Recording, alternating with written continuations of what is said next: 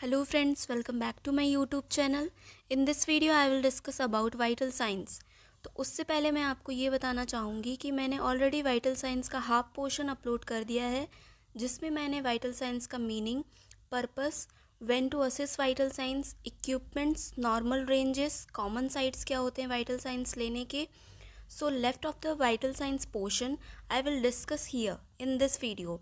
Before starting the video, I would like to tell you that if you are new here, then please click the subscribe button for further more such videos notification. So let's start our topic. What are the types of thermometer? First is glass thermometer, which is also known as mercury thermometer. Second, electronic thermometer, जिसको हम digital thermometer भी बोलते हैं. Third, disposable thermometer.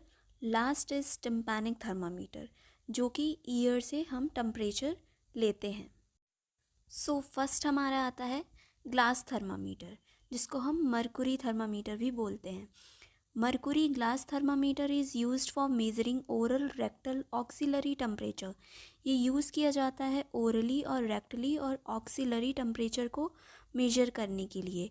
It takes 2 to 8 minutes for accurate result. ये 2 से 8 minute लेता है accurate result देने के लिए. Second thermometer, electronic thermometer. It is also known as digital thermometer.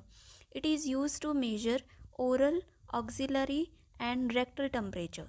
ये यूज़ किया जाता है ओरली और एक्सिलर रीजन से और रेक्टल रीजन से टेम्परेचर को मेज़र करने के लिए.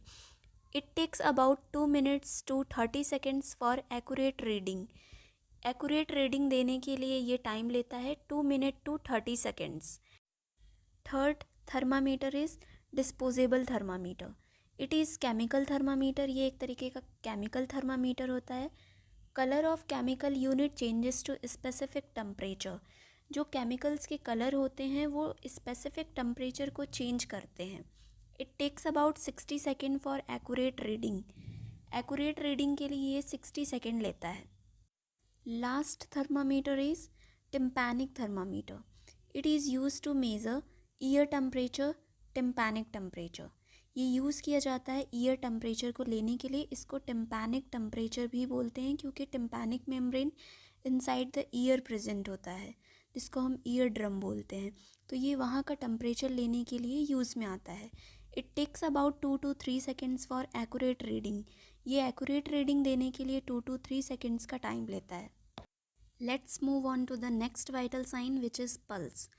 When the left ventricle contracts, it forces about 70 ml of blood into the aorta and the arteries. जो हार्ट का लेफ्ट वेंट्रिकल जब कॉन्ट्रैक्ट करता है तो 70 ml ऑफ ब्लड अरोटा और आर्टरीज में जाते हैं. The walls of the arteries being elastic. जो वॉल्स होती हैं आर्टरीज की, उनमें इलास्टिसिटी की पावर होती है. Expand as an added amount of blood is forced into them. वो एक्सपांड होती हैं जब एक अमाउंट ऑफ ब्लड वेवफुल्ली वहाँ से फोर्सफुल्ली वहाँ से गुजरता है. जब पूरा लेफ्ट वेंट्रिकल कॉन्ट्रैक्ट करता है हार्ट का तो 70 ml ऑफ ब्लड अरोटा और आर्टरीज़ में जाते हैं. और जो वॉल्स होती हैं आर्टरीज़ की, उनमें इलास्टिसिटी पावर होती है और साथ ही वो एक्सपांड करती हैं जब एक वेवफुल्ली फोर्सफुल्ली जब वहाँ से ब्लड निकलता है. The arteries relaxed as the wave of blood passes.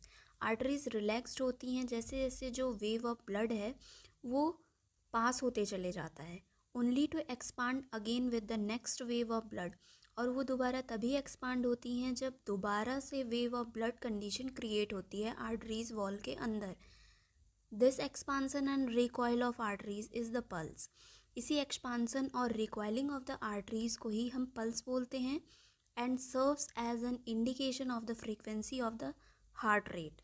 और इसी को इंडिकेशन दिया जाता है कि हार्ट रेट का क्या कंडीशन है अंदर, कैसी इसकी फ्रीक्वेंसी चल रही है.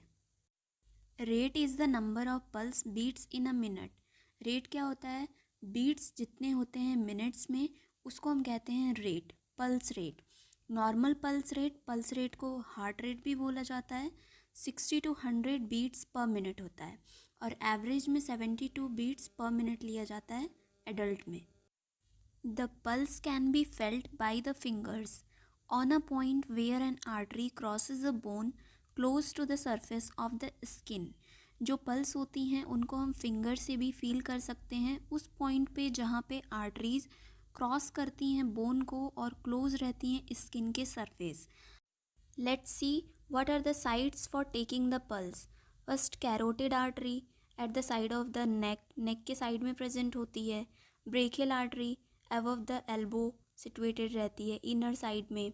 Radial artery in the front of the wrist, wrist के फ्रंट में प्रेजेंट होती है। फेमोरल आर्टरी ग्रोइंग रीजन में प्रेजेंट होती है।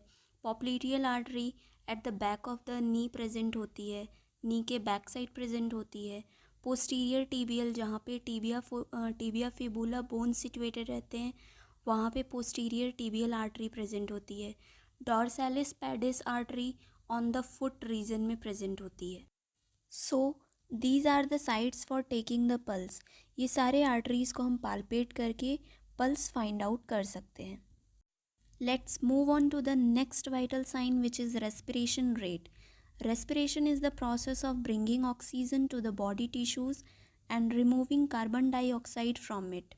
Respiration एक प्रोसेस होती है जिसमें हम ऑक्सीजन को अपने बॉडी टिश्यूज़ तक लाते हैं और जो कार्बन डाइऑक्साइड होता है उसको हम निकालते हैं, रिमूव करते हैं।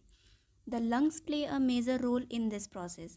जो हमारा लंग्स होता है वो एक इम्पॉर्टेंट रोल प्ले करता है इस प्रोसेस में। Respiration is the act of breathing which refers to to process.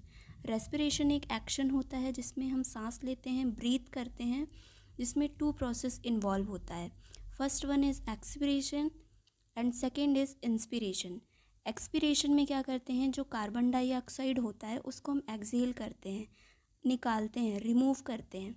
And second is inspiration, O2 inhalation, जिसमें हम O2 को इन्हेल करते हैं। Respiratory rate is the number of times a person breathe.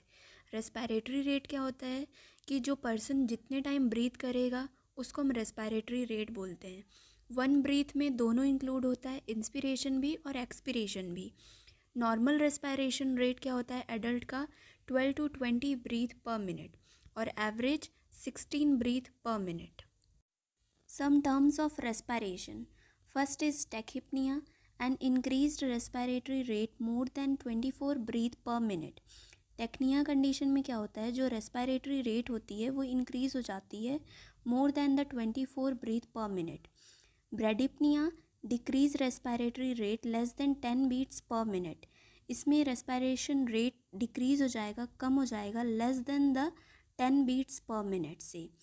Third condition apnoea, total cessation of breathing, complete breathing इसमें stop हो जाएगी।